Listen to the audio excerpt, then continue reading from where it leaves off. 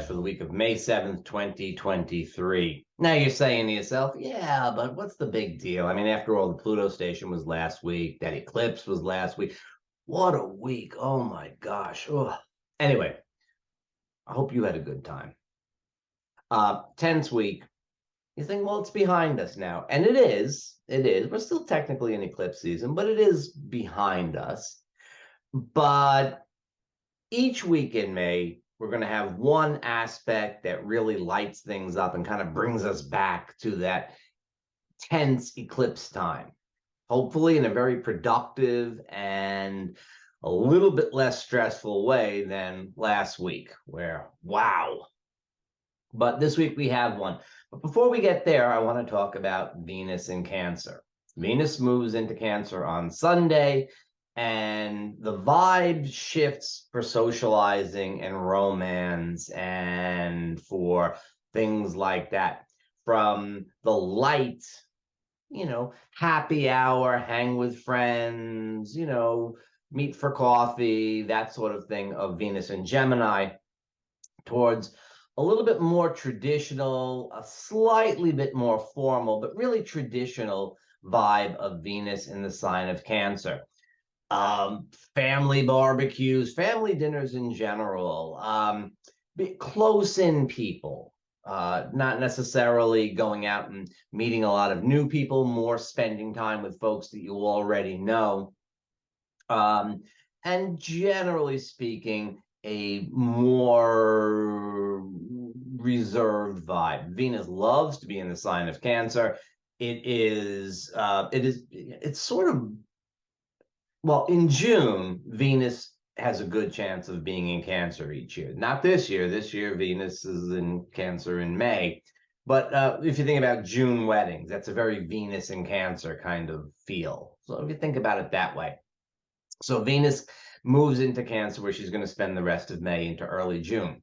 But the first thing that Venus does this time around is to quincunx Pluto. Now, I don't usually talk about quincunxes. I don't usually talk about these minor aspects, 150 degrees. It's a little bit nebulous how to talk about them. We usually have enough on our plate. But I think with Pluto at 0 degrees of Aquarius and Venus at 0 degrees of Cancer, which is on the world axis, I would really pay a little bit more attention to this. And this is happening right away on Sunday. Couple of things. First of all, the traditional, this is the way we do things vibe of Venus in Cancer is going to be quincunx to the new, innovative, progressive vibe of Pluto in Aquarius. Very much, this really does match almost to the day with King Charles' coronation, which happens at the very end of Gemini, but Venus goes on into Cancer.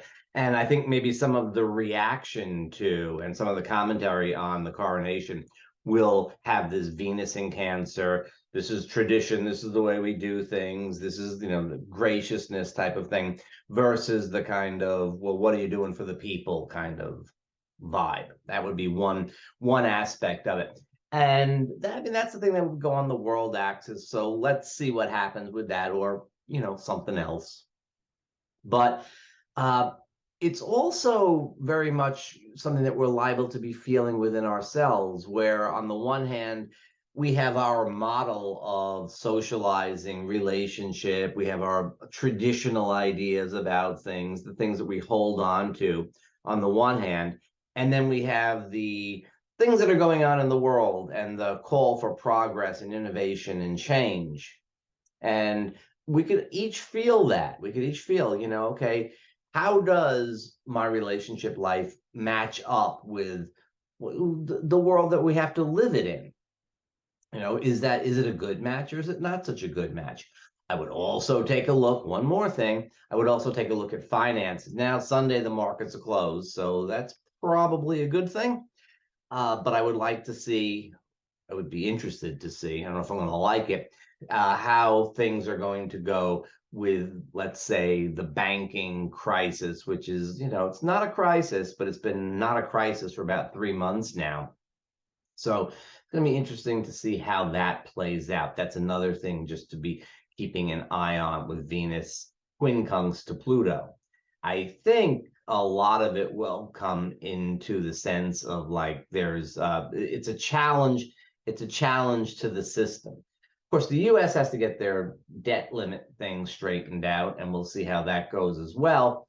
I would guess that this aspect is not going to be particularly helpful in that regard.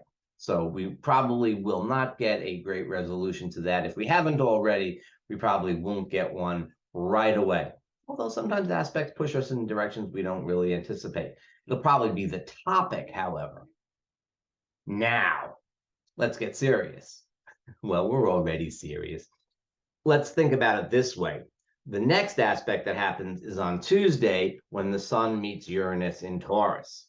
Now, the sun, the solar principle, what life is about, what things are about, meets with Uranus, the planet of revolution.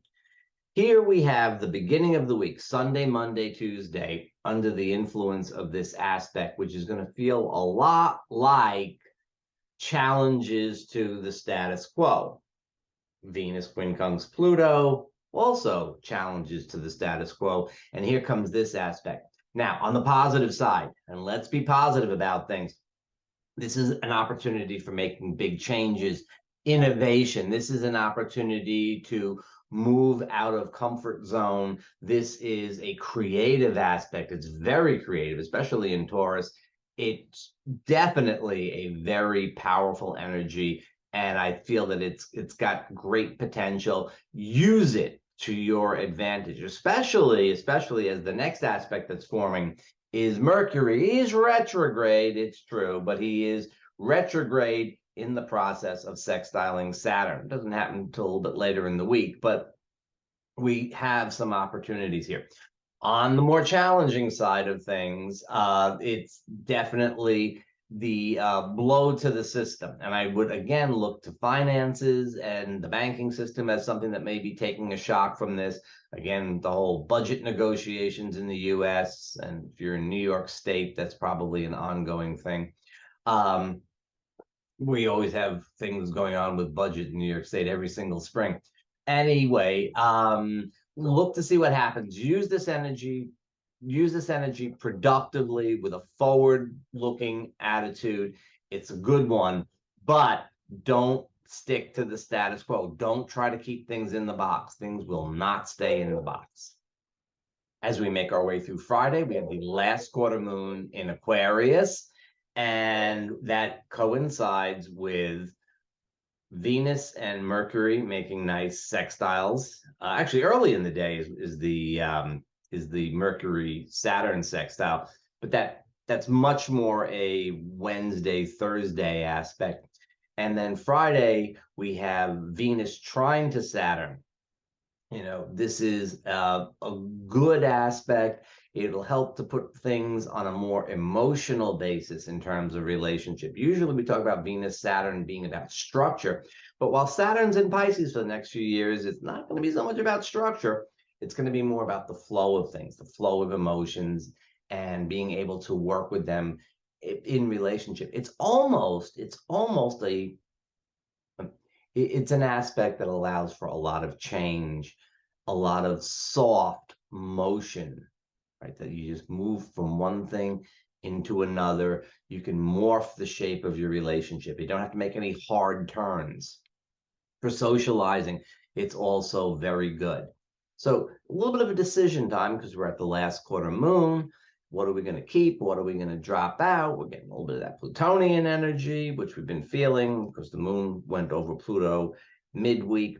All of this stuff is happening, but when we look at it from the perspective of Friday, we have an opportunity to make some soft flowing changes and things. Really good time to get out, really good time to be socializing.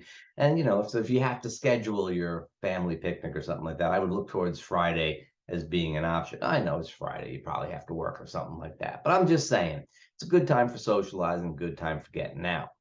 Now, Saturday, you know what's happening soon? Mercury is going to station to go direct on the 14th.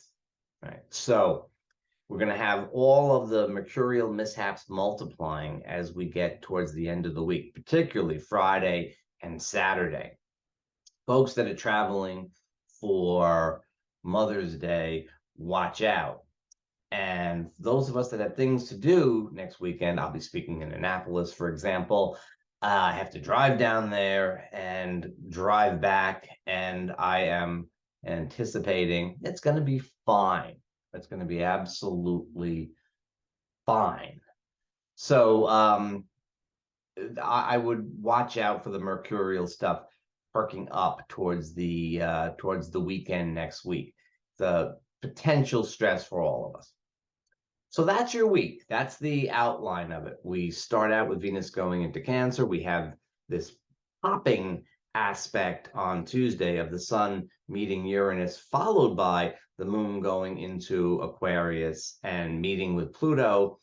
We have some easy aspects towards the end of the week, but we're going to be easing through some, we got the last quarter moon decision time, and then we have this sort of like, well, maybe we can take a softer approach to it. Then there's Mercury retrograde, which is threatening to throw the monkey wrench into the plans by giving misinformation. So take it easy towards the weekend. It's an enjoyable vibe. Midweek, early week actually, and midweek, much more opportunities for action, doing stuff, getting things done, communicating. Even with Mercury retrograde, something you have to communicate. Towards the end of the week, let things go a little bit. Follow Saturn in Pisces. Even Saturn can let go once in a while. He lets go when he's in Pisces a little bit. And you can let go a little bit too because of that Mercury station. And I'll be back next week with yet another aspect that's going to surprise us.